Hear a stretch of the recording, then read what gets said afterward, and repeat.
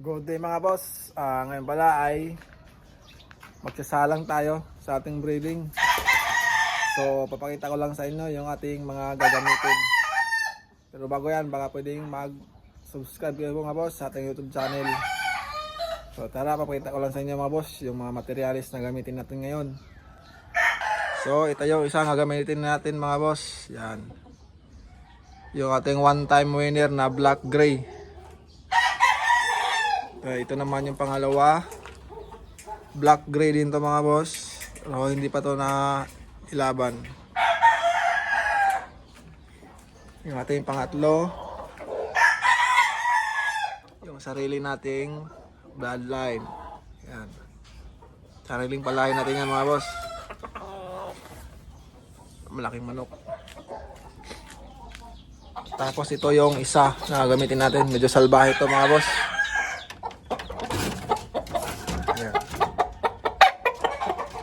Yung ating Maclean Hatch.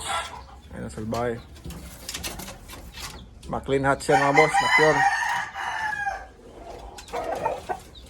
Papahalis natin to sa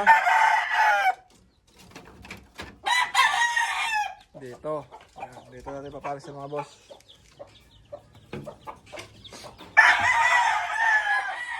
Ayan, yung ating Tornado Hatch. Dalawa yan, yung isa.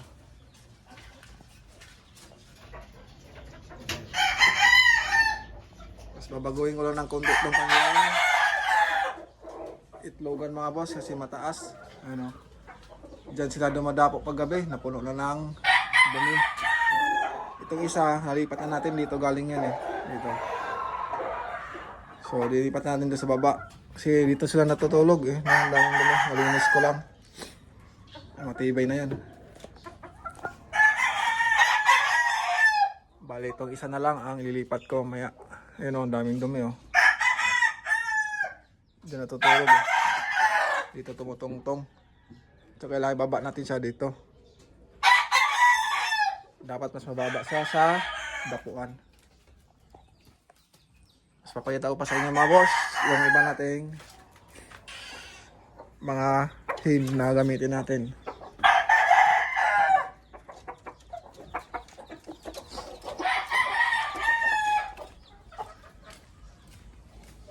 Mga naka-pre-con na to mga boss. Ito yung ating gray. Yan. Hindi ko lang alam mga boss kung gagamitin ko to kasi naglalagas, naglulugon na ata to. Ayun, may mga balahibo na naglaglagan. Pero baka hindi na lang muna to. Ito na lang.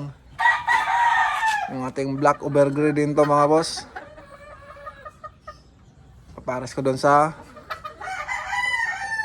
half brother niya na black and gray din. Yung one time winner. Ito naman yung ating Melsin Black. Na-acquire ko ito mga boss, galing sa farm. Tatlo yung ban yan. Melsin Black yan. Papares ko doon sa black overgrey din natin na kulay itim. At ito naman yung acquire din natin sa farm mga boss na Joe Sanford, pero cross na. Yung nanay lang nito ang Joe Sanford. Paas ko naman doon sa ating pula. So ayan na mga boss, nalagay na natin. Yan. Puro single mating lang yan mga boss. Yan.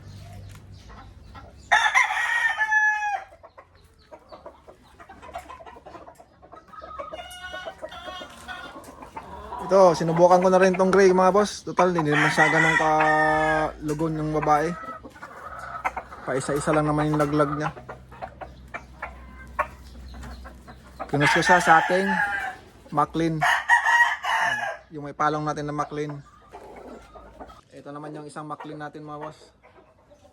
Bali magkapatid to mga boss. Saka yung isang Maclean natin na may palong pa. Street comb din to. Street comb din to mga boss, tinanggalan ko lang.